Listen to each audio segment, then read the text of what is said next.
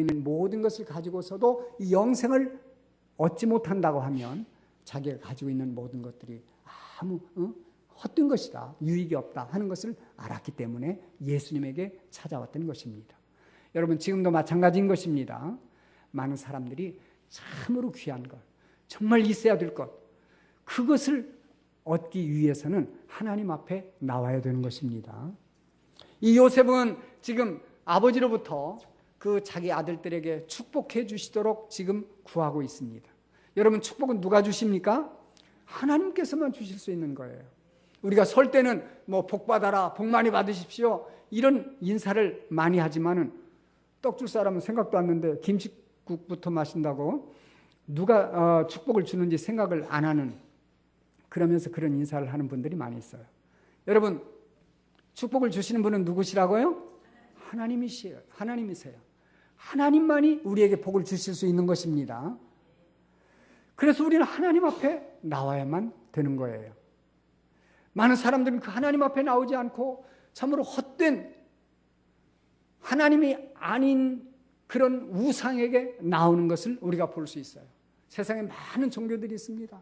그러나 그러한 모든 것들이 다 하나님을 섬기는 것은 아니에요. 하나님은 오직 한 하나님이신 것입니다.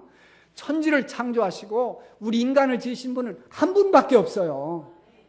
모든 게 다 하나님은 아니에요. 캄보디아에 가면은 하나님이라는 단어가 굉장히 많습니다. 하나님을 뿌레아라고 그래요. 뿌레아.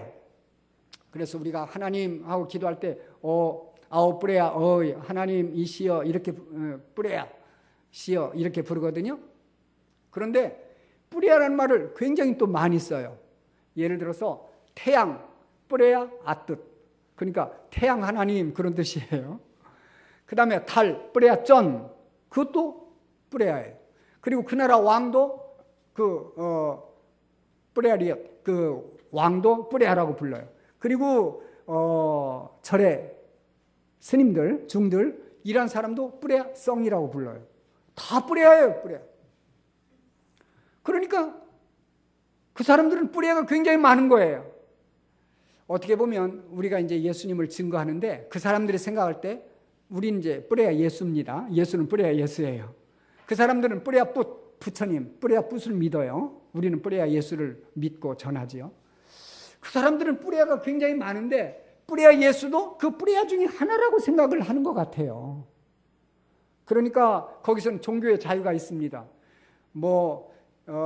자기네들이 단 하나의 신만 믿는다고 할 때 그 신은 신이 아니고 이 예수님만이 참신이다 하면은 거부감을 가질지 모르지만은 어차피 신은 그들은 많이 믿고 있는데 그 중에 하나를 우리가 증거하니까 그래도 좋다 이렇게 생각을 하는 사람들도 있는 것 같아요. 그러나 여러분, 뿌레아, 유일한 뿌레아법 참 하나님은 한 분밖에 안 계시는 것입니다. 생각해 보세요.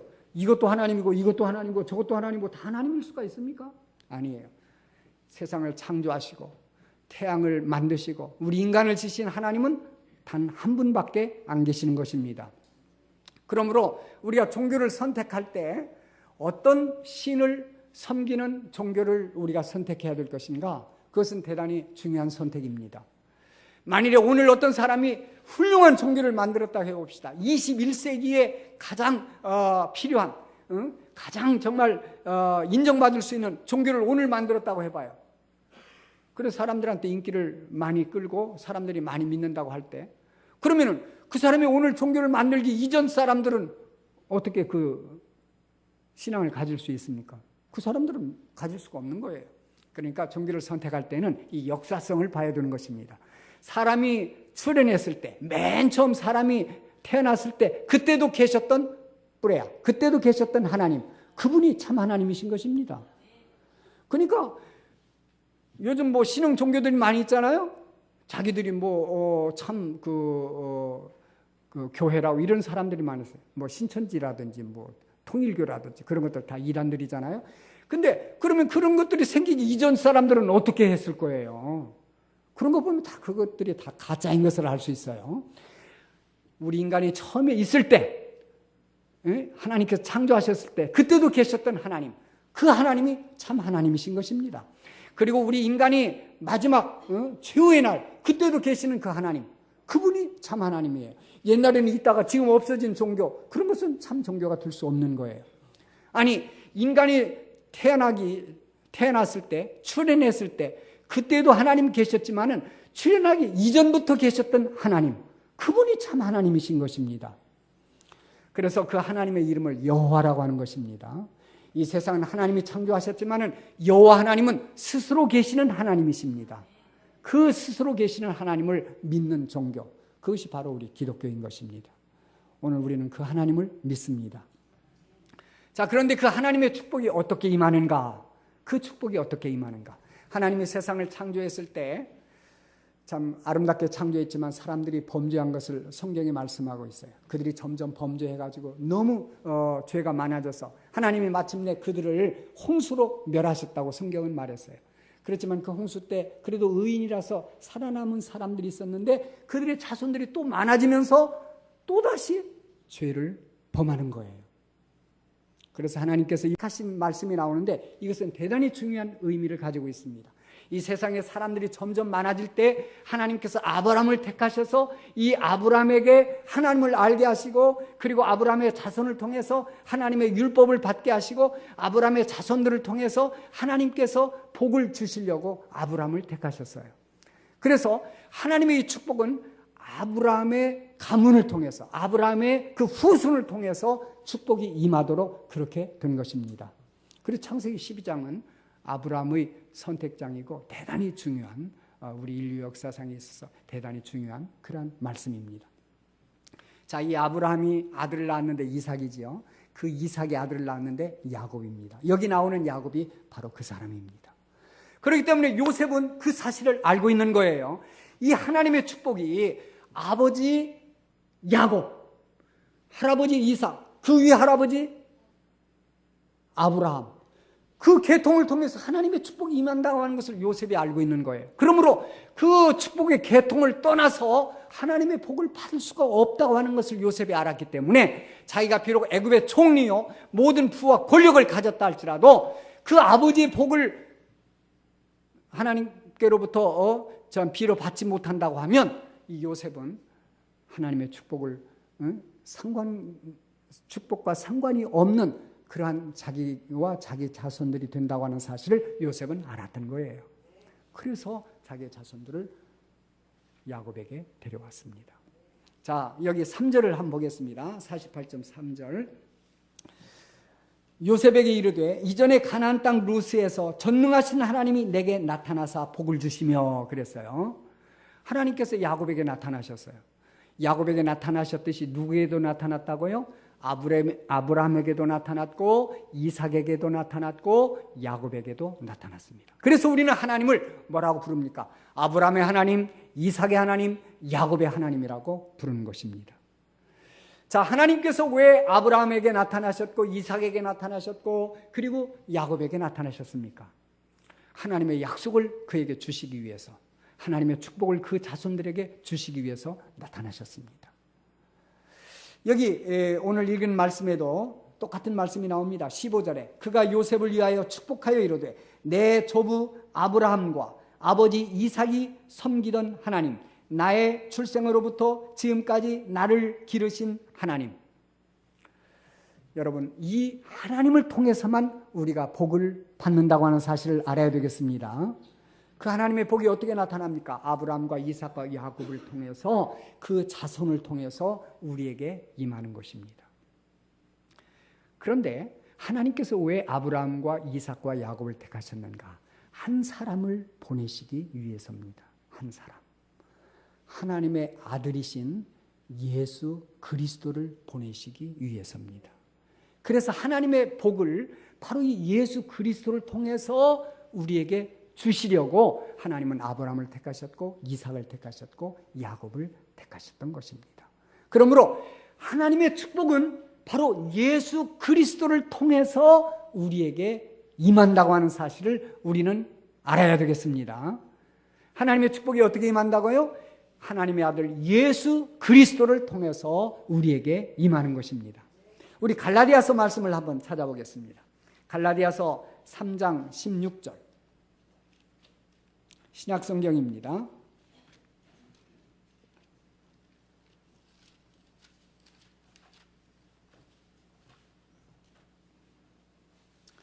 갈라디아서 3장 16절.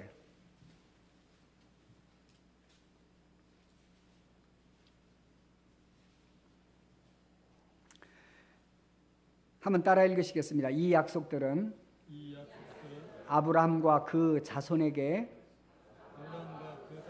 말씀하신 것인데 여럿을 가리켜 그 자손들이라 하지 아니하시고 오직 한 사람을 가리켜 네 자손이라 하셨으니 곧 그리스도라. 아멘. 하나님의 축복의 약속이 아브라함과 그 자손에게 말씀하셨어요. 아브라함을 하나님이 택하셨죠. 그 자손을 하나님께서 주셨는데 그 자손이 누구시라고요? 예수 그리스도. 예수 그리스도. 예수 그리스도는 하나님의 약속하신 아브라함의 자손입니다. 여러분, 예수 그리스도가 이 세상에 오신 것은 정말 너무나도 큰 의미가 있는 것입니다. 하나님께서 아브라함을 택하신 이유도 예수 그리스도를 보내시기 위해서였습니다. 그래서 아브라함의 자손들은 그들이 이스라엘 백성들입니다. 아브라함의 자손들은 오랫동안 하나님이 약속하신 바로 그 씨, 그 자손, 그분을 기다렸어요.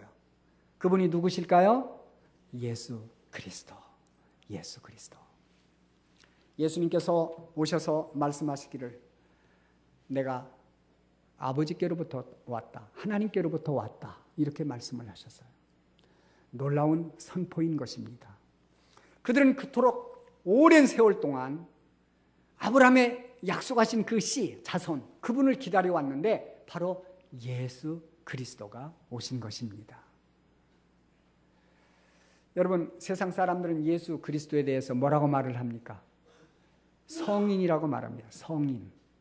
성인이 뭐예요? 거룩한 사람? 죄도 없고 그 가르침이 아주 뛰어난 사람, 그 삶이 보통 사람보다도 더 정말 위대하고 훌륭한 사람, 그런 사람이 성인이지요. 그러니까 성인은 거짓말을 할 수가 없는 거예요. 만일에 거짓말을 하는 사람이라면 성인이라고 부를 수가 없는 것입니다. 그런데 사람들은 예수님을 성인이라고 부릅니다. 그런데 세상에 3대 성인, 4대 성인, 가장 대표적인 이런 성인들을 말할 때 그 성인들 가운데 누가 내가 하늘로부터 왔다. 내가 너희들의 죄를 용서해 주마. 내가 너희들에게 평안을 주겠다. 내가 너희에게 영생을 주노니 영원히 멸망치 아니할 것이다. 이런 말을 한 분이 누구가 있습니까? 예수님밖에 없는 것입니다. 나는 석가모니 부처님도 훌륭한 분이라고, 성인이라고 믿습니다. 그러나 석가모니 부처님도 내가 하나님의 아들이다. 내가 너희 죄를 용서해 주마. 내가 너에게 평안을 주겠다. 영생을 주겠다. 그런 말을 한 적이 없어요. 예, 오직 예수님만이 그렇게 말씀하셨어요. 왜 그렇습니까? 예수님 하나님의 아들이니까. 그분은 아들이신 하나님이기 때문에 우리에게 영원한 생명을 주실 수 있는 것입니다. 그리고 우리와 세상 끝날까지 함께 하실 수 있는 분이 바로 예수님이십니다. 여러분, 바로 이 예수님을 통해서 우리는 아브라함과 이삭과 야곱에게 약속하신 하나님의 축복을 받게 되는 것입니다. 그러므로 아브라함과 이삭과 야곱을 떠나서 이 예수님을 떠나서 우리는 하나님의 축복을 받을 수 없다고 하는 사실을 알아야만 되겠습니다. 그래서 그토록 모든 권력과 부를 가지고 있는 요셉이 자기 아버지에게 나왔던 것입니다. 그러면 우리는 어떻게 그 축복을 받을 수 있습니까? 바로 이 예수님을 믿음으로, 예수님을 영접함으로 우리는 하나님의 자녀가 되는 것입니다. 우리는 예수님을 영접함으로 우리도 아브라함에게 주신 하나님의 약속을 우리가 받게 되는 것입니다. 우리가 예수님을 믿음으로 바로 아브라함의 자손이 되는 것입니다. 우리 갈라디아서 3장 26절 말씀을 한번 보도록 하겠습니다. 3장 29절 말씀. 갈라디아서 3장 29절.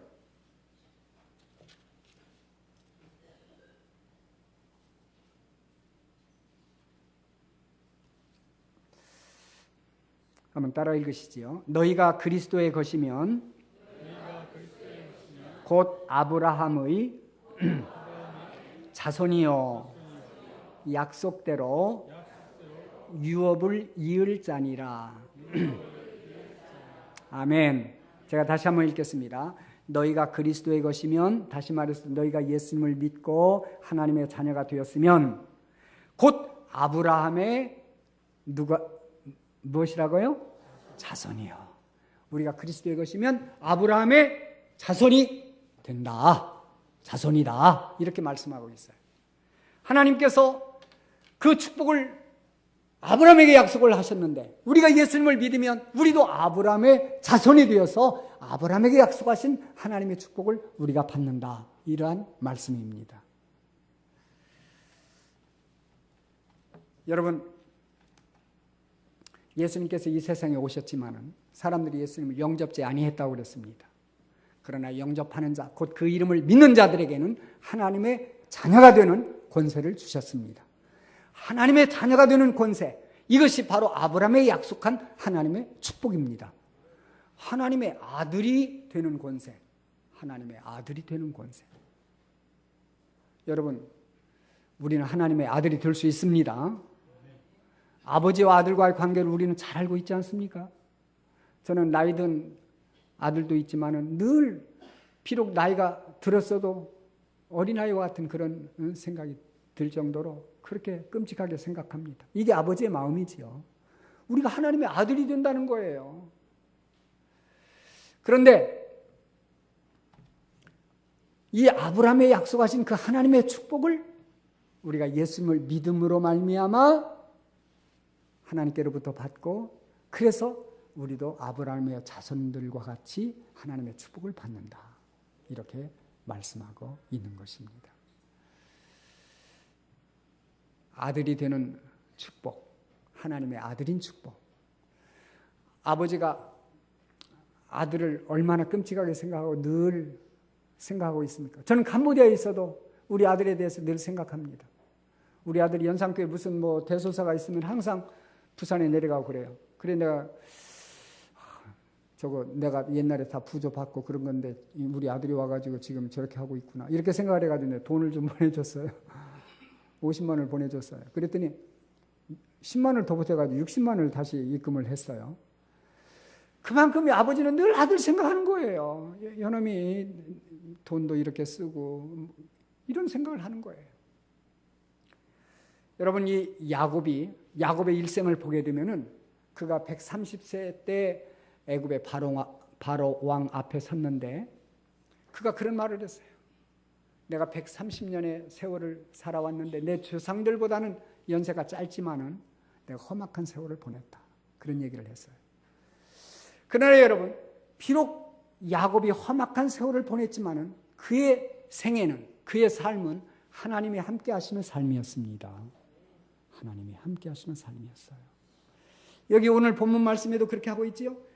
창세기 48장 15절에 보면 그가 요셉을 위하여 축복하여 이르되 내 조부 아브람과 아버지 이삭이 섬기던 하나님, 나의 출생으로부터 지금까지 나를 기르신 하나님, 나의 출생으로부터 지금까지 나를 기르신 하나님. 지금 늙고 병들었어요. 야곱이 죽을 날이 가까워요. 근데 지금까지 나를 돌보시고 기르신 하나님, 이렇게 말하고 있어요. 여러분, 이것이 바로 하나님의 축복이라고 믿습니다. 하나님께서 우리를 돌보시고 우리와 함께 하신다는 거예요. 야곱이 비록 세상에서 험악한 그런 인생 역정을 보냈지만은 그의 삶 가운데 하나님이 함께 하셨다는 것입니다. 우리의 삶이 그렇게 되어지기를 바랍니다. 자, 이제 마지막으로 우리가 하나님의 축복의 통로가 되기 위해서는 어떤 사람이 되어야 되는가? 아브라함과 이삭과 야곱과 그 가계에 속한 사람이 되어야 돼요. 하나님의 약속하신 그 축복의 반열 속에 우리가 들어가야 되는 것입니다. 하나님의 축복된 가계, 로얄 패밀리라고 할 수 있겠죠.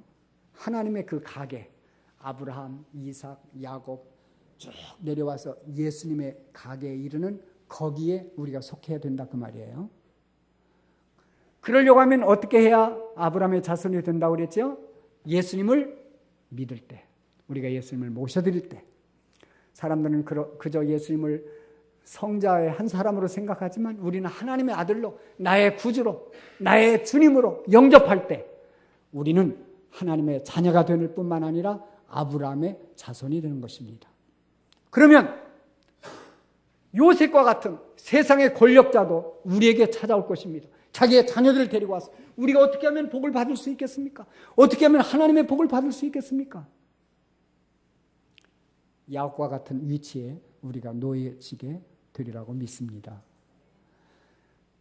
한 부자 청년이 예수님에게 찾아와서 내가 어떻게 해야 영생을 받을 수 있겠습니까? 물었듯이 저들은 내가 어떻게 하나님의 구원을 받을 수 있을까요? 내가 어떻게 하나님의 사랑을 받을 수 있을까요? 내가 어떻게 하면 하나님의 그 축복을 받을 수 있을까요? 하나님의 자녀인 우리들, 아브라함의 자녀인 우리들에게 찾아와서 우리들에게 축복을 구하게 될 줄 믿습니다. 우리가 만일에 예수님을 믿고 로얄 패밀리가 되면, 하나님의 가게에 속한 자가 되면 우리는 그 하나님의 축복을 세상 사람들에게 증거하는 축복의 통로가 될 수 있는 것입니다.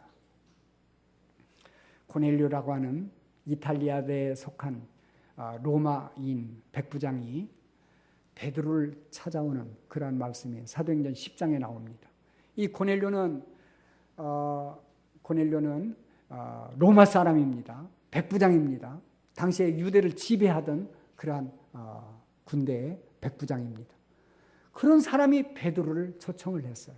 왜요? 베드로가 누굽니까? 베드로는 예수님의 제자였습니다.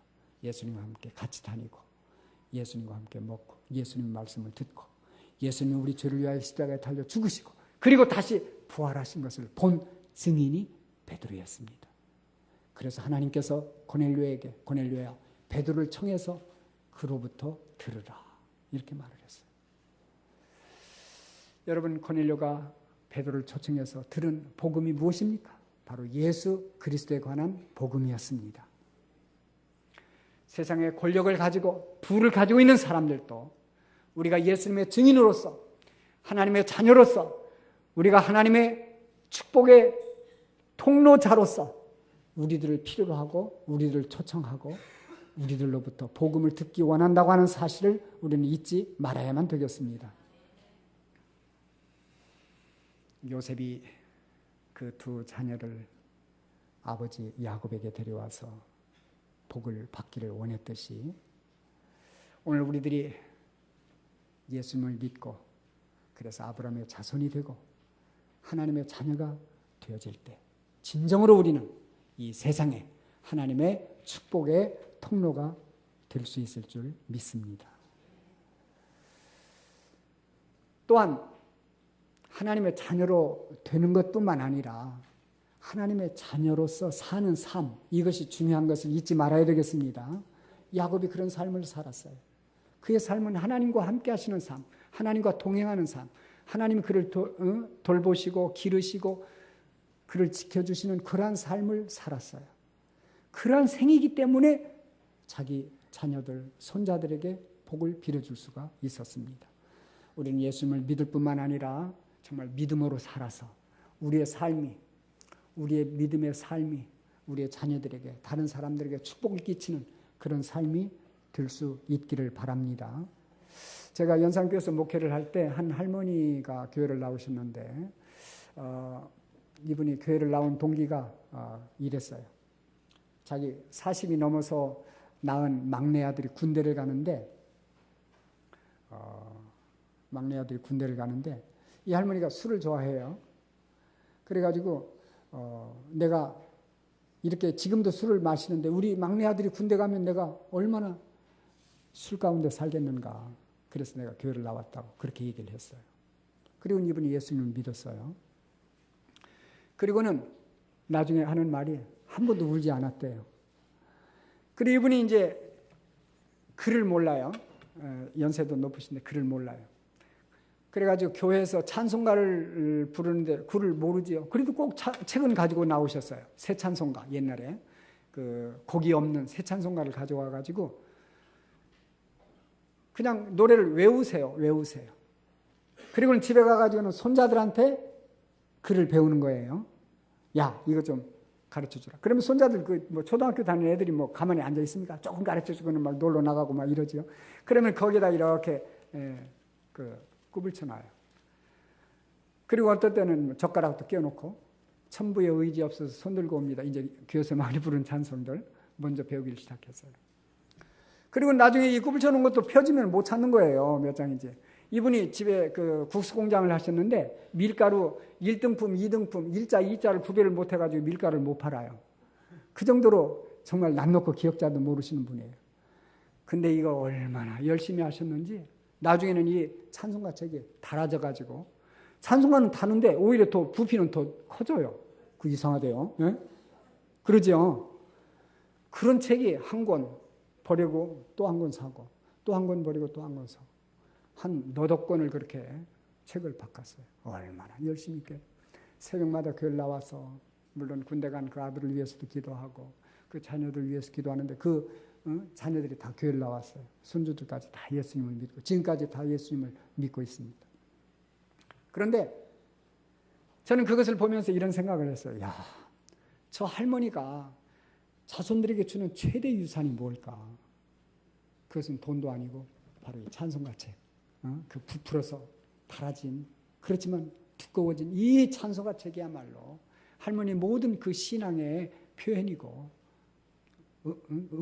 결집된 그런 그 할머니의 믿음이다. 이런 생각을 하면서 그것이야말로 가장 좋은 믿음의 유산이 아닐까 이런 생각을 해봤어요.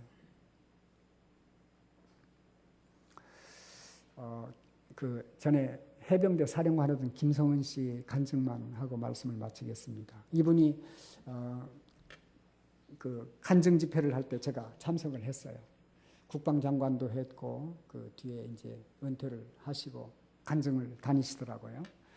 근데 이분이 6.25 전쟁 때 해병대 이제 군대 지휘관으로서 굉장히 많은 전공을 세웠고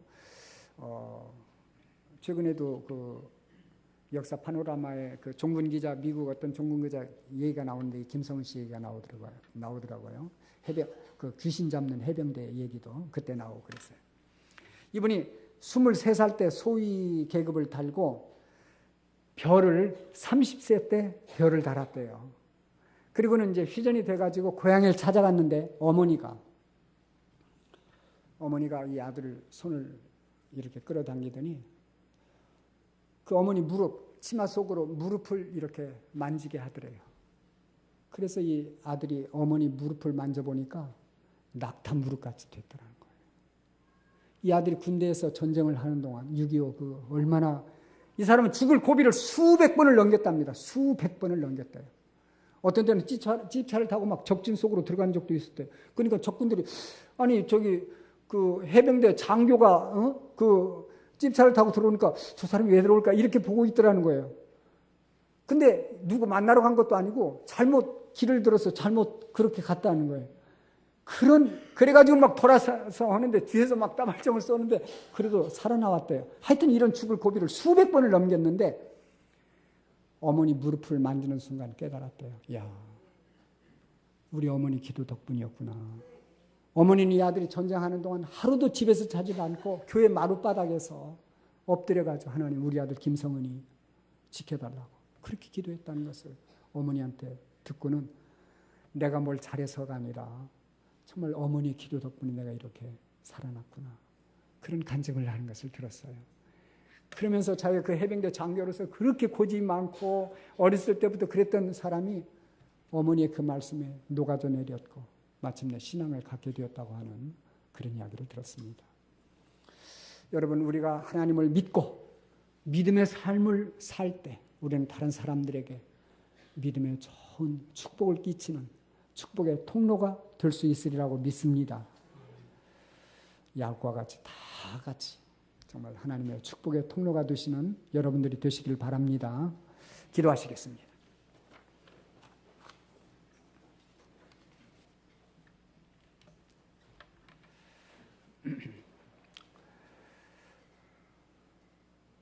혹시 여러분들 가운데 아직까지 예수님을 영접하시지 못한 분이 계시다고 하면